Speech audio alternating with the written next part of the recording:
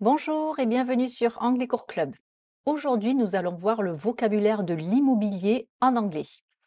Alors, peut-être que vous travaillez dans le domaine de l'immobilier, vous êtes agent ou agente immobilier et vous avez peut-être des clients qui sont anglophones ou alors vous avez l'ambition de chercher à acheter ou à louer un appartement, une maison dans un pays étranger. Donc, ce vocabulaire de l'immobilier en anglais va vous servir dans toutes ces situations.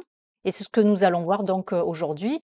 Alors, comme d'habitude, hein, vous le savez, vous pouvez télécharger la fiche de vocabulaire que je vais citer ici en cliquant sur le lien ci-dessous ou à ce niveau.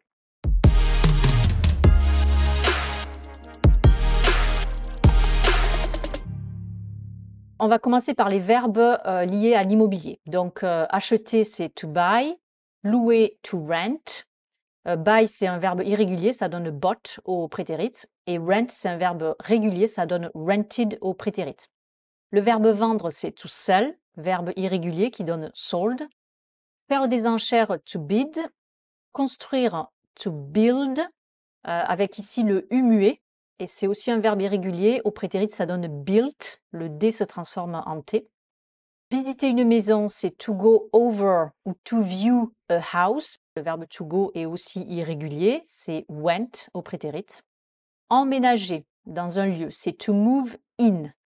Déménager, to move out. Rénover, to renovate. Signer un contrat, to sign a contract. Maintenant, on va voir le vocabulaire des intervenants ou des intervenantes qui agissent donc dans le domaine de l'immobilier. Donc, un agent immobilier, c'est a real estate agent ou a realtor. Et donc, l'agence immobilière, c'est a real estate agency ou estate agency. Un ou une propriétaire, c'est a landlord ou alors un owner, qui vient du verbe to own, posséder. Un notaire, notary. Un promoteur immobilier, c'est real estate promoter ou property developer. Un ou une locataire, tenant. Un ou une courtière, un courtier, c'est a broker, a mortgage broker. Et quelqu'un qui se porte caution pour la location d'un appartement, d'une maison, c'est a guarantee. Parlons maintenant des lieux. Donc, une location, c'est a rental ou a renting, donc qui vient du verbe to rent, louer. Un logement, c'est accommodation. Une maison, a house. Un appartement, donc soit vous avez le mot britannique, c'est flat, soit le mot américain, c'est apartment. Un studio, c'est a studio ou a one-room flat ou a bedsit. One-room flat, donc c'est un appartement avec une pièce, room la pièce. Un bâtiment, un immeuble, c'est a building, qui vient du verbe to build. Ici aussi, on a le U qui est muet. Et une résidence, un immeuble, il y a plusieurs mots. Il y a residence, apartment block, apartment building, complex ou a block of flats en anglais donc britannique. Une copropriété, c'est a co-ownership, qui vient de owner, donc le ou la propriétaire. La propriété, donc le bien, c'est estate ou property. Un terrain, land. Les locaux, c'est premises.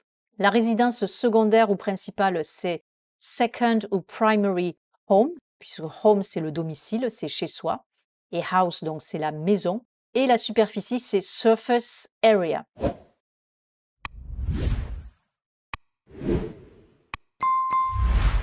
Maintenant, voyons les termes légaux liés à l'immobilier. Donc, un accord, c'est un agreement. Un acte de vente, c'est a bill of sale. Sale, c'est la vente. Ou alors a deed of sale.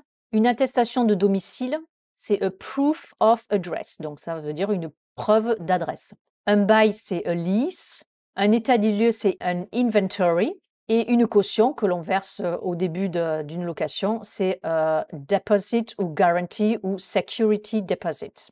Et maintenant, tout ce qui a trait à l'argent, dans le cadre de l'immobilier, donc la commission que l'on verse à une agence immobilière, c'est a commission ou a percentage. Un acompte, a deposit ou sum paid in advance. Donc, sum paid in advance, c'est une somme payée en avance.